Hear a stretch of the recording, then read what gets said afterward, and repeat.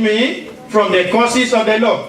The law says, every soul that sinneth, he must die. And when God has said that one, death hung over every man God ever created. And God is not man that he will say a thing and say he didn't say that again. So somebody has to be punished. Somebody has to die in place of man, if man will not die. And so Jesus Christ came and hung on the cross. He took the curse so that curses are removed from us. Tell somebody, I'm free from every curse. It's like some people don't believe. You know why people don't believe it? Until and unless you understand that whatever God says is true and absolute. If you believe that, you know, then some people will now go and start fasting 7 days and 7 years to remove the curse that Jesus has removed. Every curse of the law in your life is destroyed in the name of Jesus. And every hand that is over your posterity, let the power of God wither them in the mighty name of Jesus. Christ has redeemed us from the curses of the law. You don't have any right to carry any curse anymore.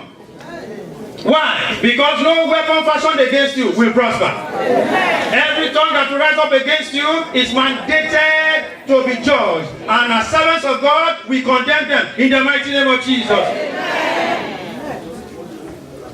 And so, I also want us to read Romans 5, 6, 8.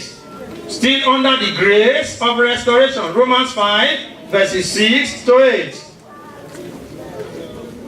Somebody can read for us. When we were yet without strength. When we were yet without strength. In due time, Christ died for the ungodly. In due time, right from Genesis 3, man was under the yoke of sin, and man entered into the realm of various dispensations. And then Jesus brought grace while we were yet sinners. Not because we were righteous, so that somebody will not say, it is because I'm better than this person. No, nobody entered into that region. But Jesus came while we were yet sinners. Yes, in due time.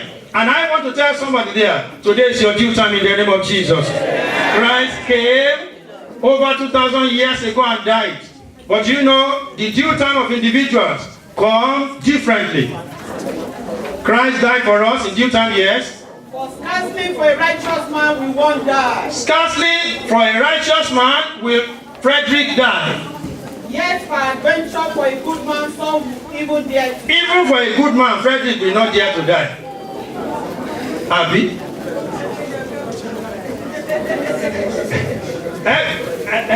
Say, I want back to the cuckoo.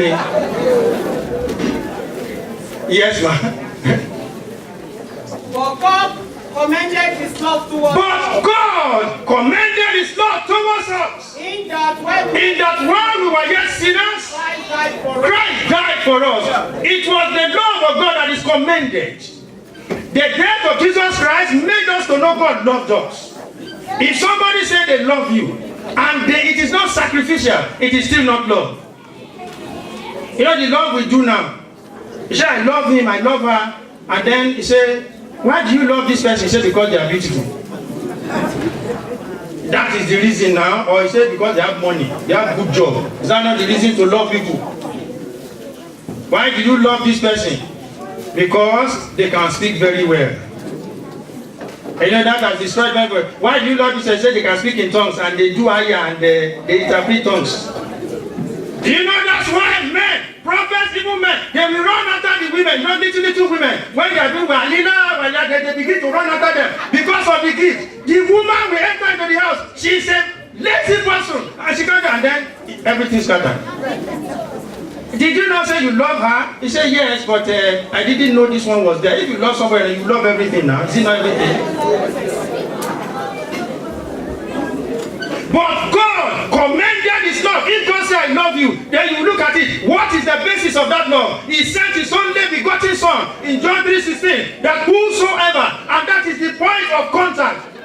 Everyone, even as you are here today, you have to make a decision. God commended his love towards us. Christ died for us. Close. What are you to do? In John 3:16, for God so loved the world, the same thread, that he gave his only begotten son. He didn't stop there. He said that whosoever will believe will not perish.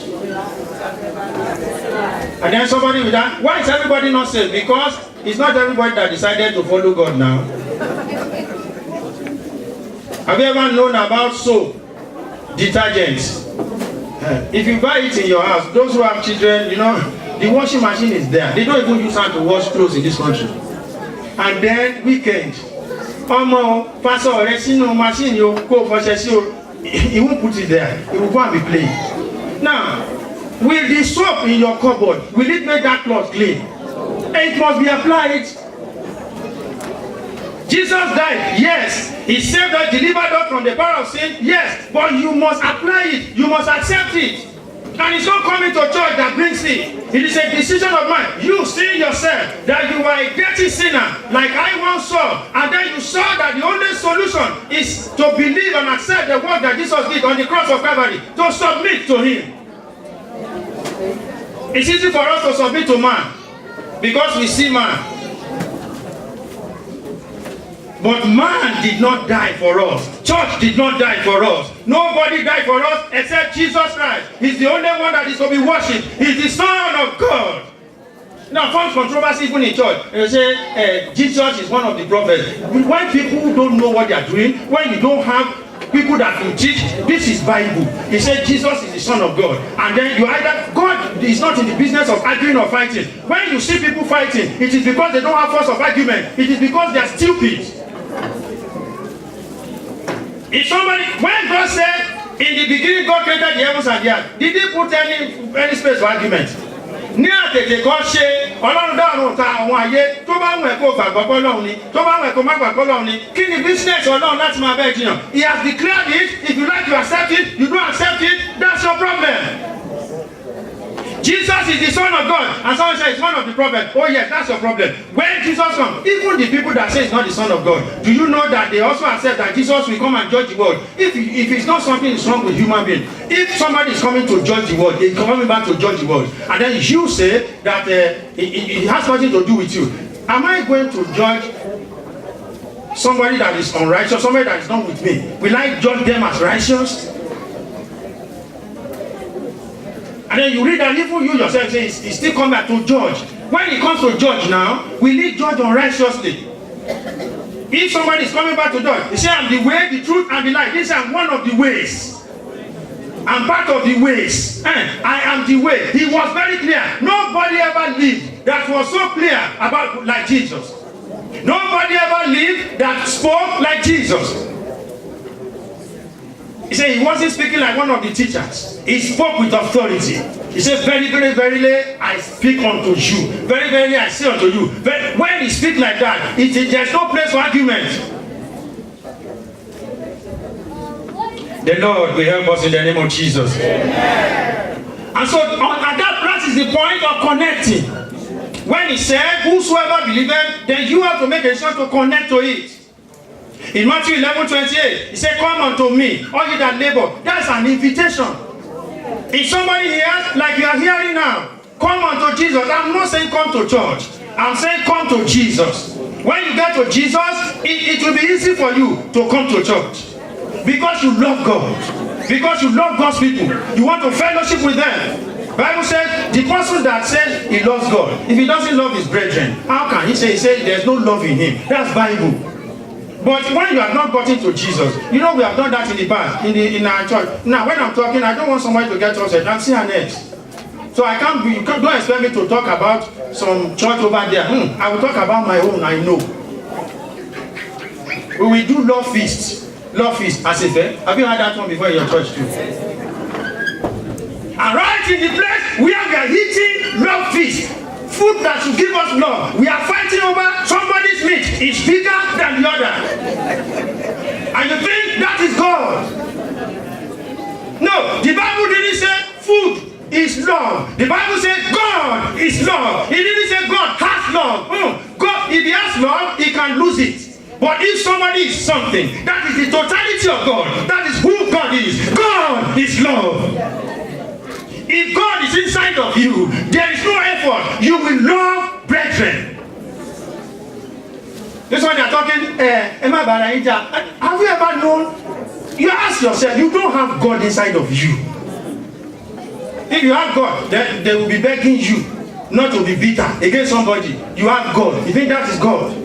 Now somebody, how can somebody say they have Holy Spirit and we are telling you this is Bible and then you are doing the wrong thing? You are always doing negative things. You don't have Holy Spirit. What you have is gifts.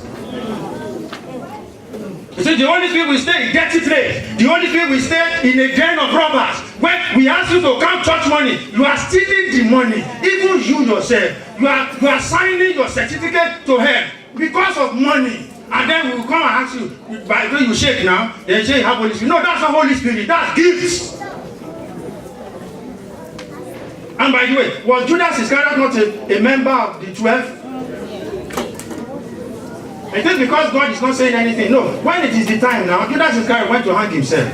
When somebody is following Jesus like that, they are doing all those kind of things. When the time comes now, they will see. But I don't want you to enter into that realm today. I want you to use, because God wants to restore to you all that you have lost. But I want you to get to that point, when God restores it, you will not lose it again in the name of Jesus. I say you will not